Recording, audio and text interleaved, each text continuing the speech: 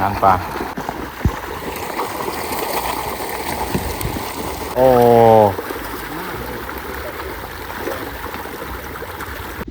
สวัสดีบรรยากาศยามแรงๆพี่น้องที่วัดไหคำคือเก่าคือเดิมพี่น้องหลังจากให้หน้าให้ตาที่ทำบริมาโดนเติมเนาะเดี๋ยวนี้โอกาสดีพี่น้องตอนนี้เวลาโอ้ก็ฮอด5 โมงปลายนึงพี่น้องที่เขาเดินมาเนาะหลังจากบริมาโดนเติบไปบูชาเอาอาหารพี่น้องอาหารป่าแล้วจะไปเกี่ยวป่าอย่างนั้นเนาะแน่นขนาดมือในมือ15 ค่ำมือ15 ค่ำคนน่าจะหลายกว่านี้แมน15 ค่ำนี่คนน่าจะหลายแม่คนนั้นอันนี้คนไหนอันนี้ซุ้มในอันพักษา5,000มีนะบอกมีอันนั้นละ10,000ไหมบอก10,000เนาะเอา10,000พี่น้องเอาเนาะ10,000ก็ได้เนาะในอันนี้เอากันกันเป็นอย่างแล้วเนาะได้เลยนะเฮ้ยมาโอเคเด้อไปมากัน 3-4 คนไปน้องไหน10,000ก็ได้ไปน้อง20,000ก็ดีนะจากเรื่องงานเราก็มาไปน้องมาเห็ดบุญน้อยนึงนะครับสิกลับพี่น้องแมนบุญทรงสหายไปแล้วทรงสหาย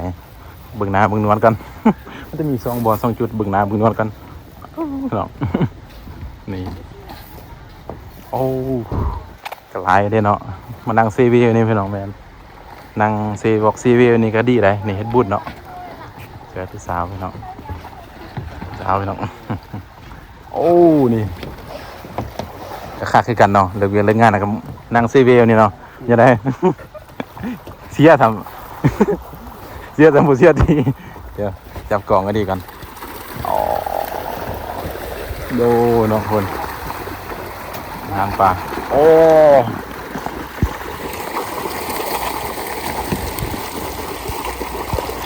ซึ่งจะเป็นแพไม้พี่น้องเลยเนาะโอ้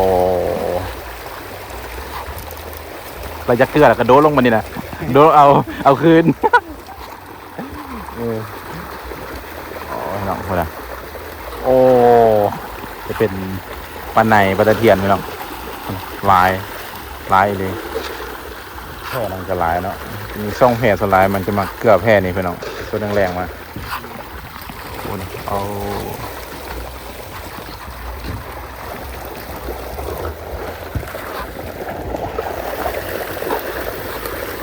ดิบเนาะปลาตัวโอ้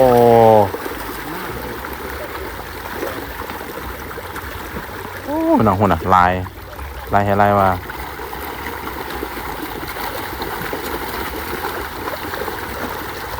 เอาแผลว่าเนาะลายข้างแล้วเนี่ย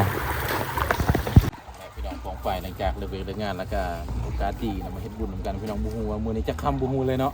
เขาจะว่ามื้อนั้นคือฮอดวันแต่เฮ็ดบุญเหมือนกันนั่นแหละแต่ว่าบุญนี้บ่แม่นให้ปันแจกบ่เฮียบ่ใดคือไม้พากลางบุญแล้วอย่างนั้นเนาะตายจะเฮาเกลือแล้วไปโดนไปลุ่มไปเอาอยู่ลุ่ม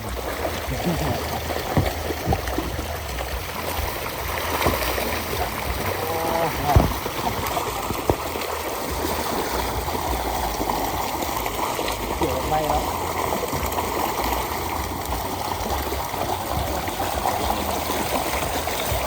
เชื่อจะโดนไปหุ่นจับมันโตต้องโต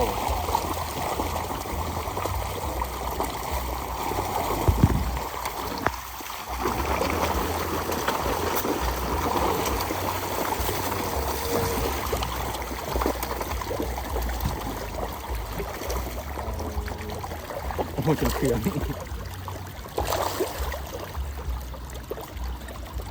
เวลาจะโมงดูหูแล้วเนาะ5 โมงเนาะ5 โมงไปเลยครับ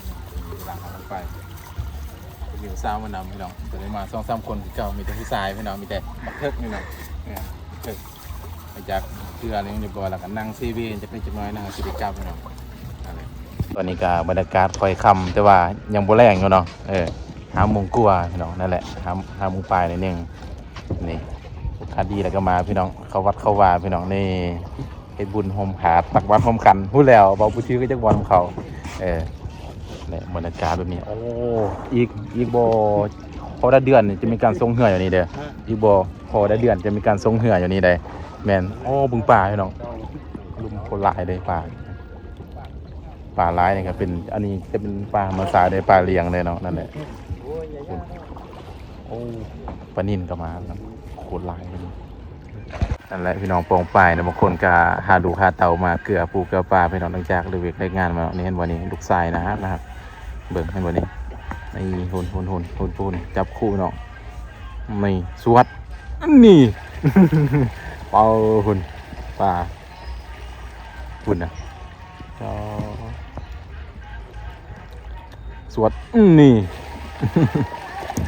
อ๋อบ่ดีนะโอ้นางหมดเลยปลาคนร้ายพี่น้องปลาอย่างนี้นะจะเป็นปลาเลี้ยงเลยปลาธรรมศาสตร์เลยพี่น้องเลยปลาปนกันไปเห็นบอกปลาลูกคาเตามาแล้วกันเอาพี่น้องเอาสวดพี่น้อง1 2 3นี่อ๋อตัวใหญ่ลึกพี่น้องโคตร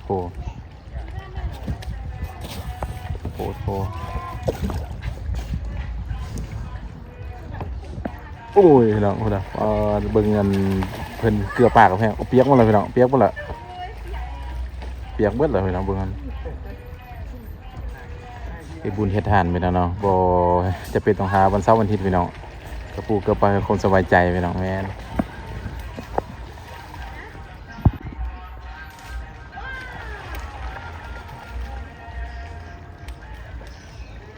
โอเค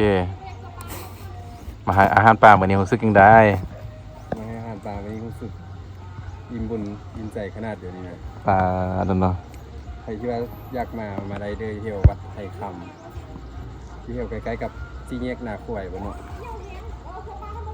เสียกนาควยเป็นน้องแมนสงสัยเพิ่นสิได้บุญหลายแหละเสือหุ้มไปเลยนะ